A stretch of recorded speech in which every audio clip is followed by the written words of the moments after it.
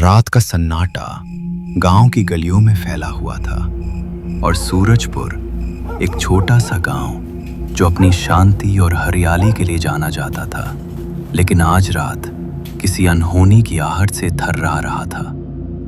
गांव के बाहर बने पुराने हवेली के खंडहरों से अजीब सी आवाजें आ रही थीं, जैसे कोई औरत धीरे धीरे रो रही हो। गांव वाले इसे खूनी दुल्हन की कहानी से जोड़ते थे, जो सालों से गांव में दहशत का पर्याय बन चुकी थी। कहानी शुरू होती है 50 साल पहले, जब सूरजपुर में एक भव्य शादी की तैयारियां चल रही थी, जो कि गांव के सबसे अमीर जमींदार ठाकुर रघुवीर सिंह की बेटी चांदनी की शादी थी। चांदनी की खूबसूरती की चर्चा दूर दूर तक थी। उसकी आंखें ऐसी थीं मानो सितारों को कैद कर लिया हो। लेकिन उसकी शादी की रात कुछ ऐसा हुआ जिसने पूरे गांव को हिलाकर रख दिया। शादी का मंडप सजा था और ढोल नगाड़ों की आवाज गांव में गूंज रही थी। चांदनी लाल जोड़े में सजी अपनी शादी के लिए तैयार थी, लेकिन जैसे ही फेरे शुरू होने वाले थे, बारात के साथ आए दूल्हे रणवीर ने कुछ ऐसा किया जिसकी किसी को उम्मीद नहीं थी। उसने चांदनी के सामने एक शर्त रखी और वो ठाकुर की सारी जायदाद अपने नाम करने की मांग करने लगा। परंतु चांदनी ने साफ इनकार कर दिया।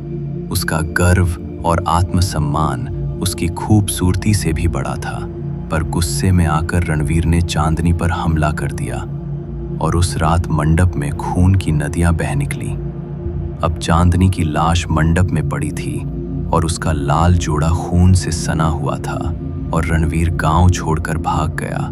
लेकिन कहते हैं चांदनी की आत्मा आज भी उस हवेली में भटकती है। गांव वालों का मानना था कि चांदनी की आत्मा बदला लेने के लिए भटक रही है और हर साल शादी के मौसम में गांव में कोई न कोई अनहोनी हो जाती थी। कभी कोई दूल्हा गायब हो जाता तो कभी बारात में शामिल लोग रात को चीखते चिल्लाते जंगल में पाए जाते। गांव वाले इसे खूनी दुल्हन का श्राप मानते थे। और अब साल 2025 की बात है, जब सूरजपुर में फिर से एक शादी की तैयारियां शुरू हुई और गांव के नए जमींदार विक्रम सिंह की बेटी राधिका की शादी थी। राधिका की सगाई दिल्ली के एक बड़े बिजनेसमैन अर्जुन से हुई थी। शादी की तैयारियां जोरों पर थीं, लेकिन गांव वालों के चेहरों पर दहशत थी। उन्हें डर था कि इस बार भी खूनी दुल्हन का श्राप जाग उठेगा। राधिका को ये कहानियां बचपन से सुनाई गई थीं, लेकिन वो इन्हें महज अंधविश्वास मानती थी। वो पढ़ी लिखी थी और दिल्ली में पली बड़ी थी। उसे गांव की इन कहानियों पर हंसी आती थी, लेकिन उसकी दादी, जो ठाकुर रघुवीर सिंह की बहन थी, उसे बार बार चेतावनी देती थी कि बेटी, उस हवेली के पास मत जाना, चांदनी की आत्मा आज भी वहां है। पर अब शादी से एक हफ्ता पहले राधिका और अर्जुन गांव पहुंचे। अर्जुन को गांव की सादगी और हरियाली बहुत पसंद आई। वो राधिका के साथ गांव घूमने निकला। एक दिन दोनों अनजाने में उस पुरानी हवेली के पास पहुंच गए।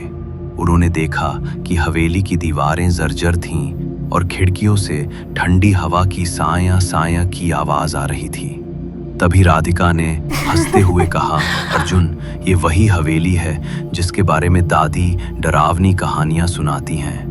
चलो अंदर चलकर देखते हैं। और अर्जुन, जो रोमांच का शौकीन था, इसलिए तुरंत मान गया।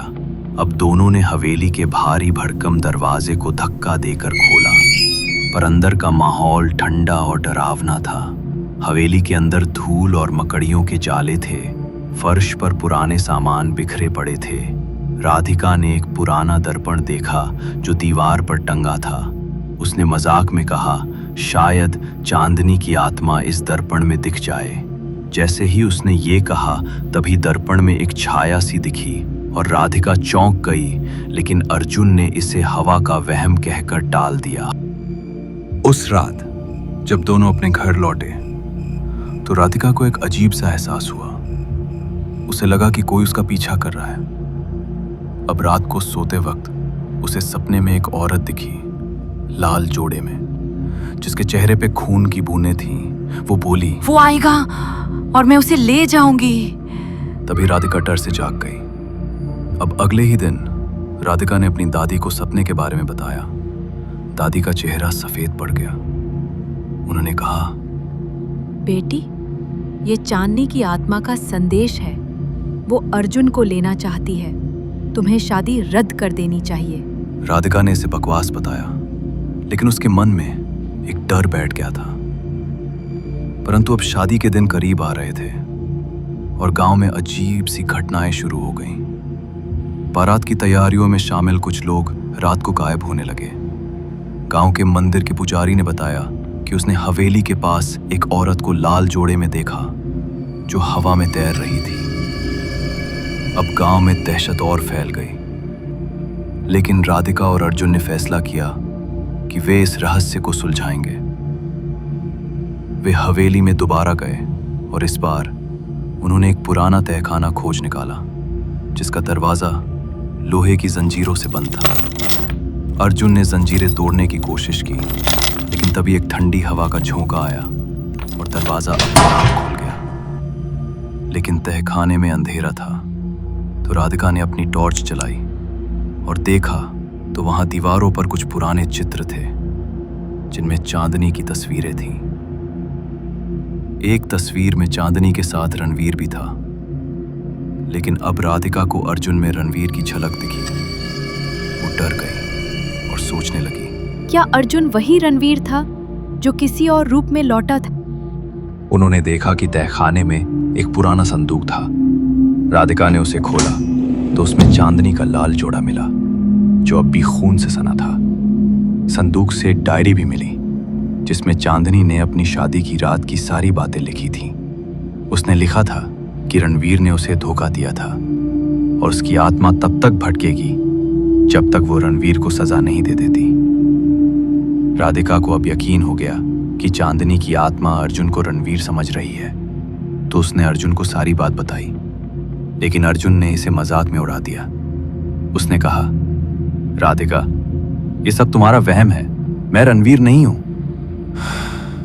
लेकिन राधिका का मन नहीं माना। अब शादी की रात आ गई। मंडप सजा था और बारात गांव में प्रवेश कर रही थी। अचानक आसमान में काले बादल छा गए, बिजलियां कड़कने लगी। गांव वालों को लगा कि ये चांदनी का गुस्सा था और राधिका ने अर्जुन को मंडप में आने से मना किया, लेकिन अर्जुन ने उसकी बात नहीं मानी। अब जैसे ही फेरे शुरू हुए, तभी मंडप में एक ठंडी हवा का झोंका आया और मंडप की लाइटें टिमटिमाने लगी। गांव वालों ने देखा कि हवेली की ओर से एक लाल जोड़े में सजी औरत आ रही थी। उसका चेहरा खून से लथपथ था और वो चांदनी ही थी। चांदनी की आत्मा मंडप में पहुंची। उसने अर्जुन की ओर देखा और चीखते हुए कहा, तूने मुझे धोखा दिया रणवीर। अर्जुन स्तब्ध रह गया, लेकिन तभी राधिका ने चांदनी के सामने आकर कहा, वो रणवीर नहीं है, वो मेरा अर्जुन है। लेकिन चांदनी की आत्मा ने उसकी बात नहीं सुनी। तभी गांव के पुजारी मंडप में आए। उनके हाथ में एक पुराना ताबीज था जो चांदनी के पिता ने बनवाया था। पुजारी ने मंत्र पढ़ना शुरू किया। तभी चांदनी की आत्मा चीखने लगी और उसने कहा, मुझे मेरा बदला चाहिए। लेकिन अब पुजारी ने बताया कि चांदनी की आत्मा को शांति तभी मिलेगी जब रणवीर की सच्चाई सामने आएगी। अब राधिका और अर्जुन ने फैसला किया कि वे रणवीर को ढूंढेंगे। उन्होंने डायरी में लिखे कुछ सुरागों के आधार पर पता लगाया कि रणवीर ने गांव छोड़ने के बाद एक नया नाम लिया था, विक्रम मेहता, और वो अब दिल्ली में एक बड़े बिजनेसमैन के रूप में रह रहा है। अब राधिका और अर्जुन दिल्ली गए। वहां उन्होंने विक्रम मेहता को ढूंढ निकाला। वो अब बूढ़ा हो चुका था, लेकिन उसकी आंखों में वही लालच था जो चांदनी ने अपनी डायरी में लिखा था। राधिका ने उससे चांदनी की हत्या की बात पूछी, लेकिन उसने सब कुछ नकार दिया। राधिका ने चांदनी की डायरी और ताबीज विक्रम के सामने रखा। ताबीज को देखते ही विक्रम डर गया। उसने कबूल किया कि उसने चांदनी को मार डाला था। उसने बताया कि वो ठाकुर की जायदाद हड़पना चाहता था और जब चांदनी ने इनकार किया तो उसने गुस्से में उसे मार दिया। ये सुनते ही राधिका ने विक्रम को गांव लाने का फैसला किया और जैसे तैसे उसे गांव लाया गया। और अब गांव पहुंचते ही उन्होंने हवेली में एक पूजा का आयोजन किया। पुजारी ने चांदनी की आत्मा को बुलाया। चांदनी की आत्मा प्रकट हुई तो उसने विक्रम को देखा और चीखते हुए कहा, अब तेरा अंत नजदीक है। ये सुनकर विक्रम डर के मारे कांपने लगा। उसने चांदनी से माफी मांगी, लेकिन चांदनी की आत्मा ने कहा, तूने मेरे साथ धोखा किया, अब तुझे सजा मिलेगी। तभी हवेली की छत से एक बड़ा सा पत्थर गिरा और विक्रम उसके नीचे दब गया और उसकी मौत हो गई। विक्रम की मौत के साथ ही चांदनी की आत्मा शांत हो गई। उसने राधिका की ओर देखा और कहा, तुमने मुझे न्याय दिलाया, अब मैं मुक्त हूं। इसके बाद वो हवा में गायब हो गई और हवेली में सन्नाटा छा गया। राधिका और अर्जुन की शादी धूमधाम से हुई। गांव वालों ने राहत की सांस ली। चांदनी का श्राप अब टूट चुका था। हवेली जो सालों से डर का प्रतीक थी, अब शांत थी। गांव में फिर से खुशियां लौट आईं। लेकिन कुछ सवाल अनसुलझे रह गए। क्या चांदनी की आत्मा वाकई मुक्त हो गई थी या वो फिर कभी लौटेगी? गांव वाले आज भी उस हवेली के पास जाने से डरते हैं। रात के सन्नाटे में जब हवा तेज चलती है तो लगता है कि कोई धीरे धीरे रो रहा है। सूरजपुर की गलियों में आज भी खूनी दुल्हन की कहानी गूंजती है। हर शादी के मौसम में गांव वाले अपने बच्चों को चेतावनी देते हैं, हवेली के पास मत जाना, वरना चांदनी की आत्मा तुम्हें ले जाएगी। और राधिका, जो अब अर्जुन के साथ खुशहाल जीवन जी रही थी, कभी कभी उस दर्पण को याद करती है जिसमें उसने चांदनी की छाया देखी थी। उसे हमेशा लगता था कि शायद चांदनी अभी भी कहीं है, अपनी कहानी को जीवित रखने के लिए। तो दोस्तों, आज की इस डरावनी कहानी में बस इतना ही। कहानी आपको पसंद आई हो तो वीडियो को लाइक शेयर जरूर कर दें।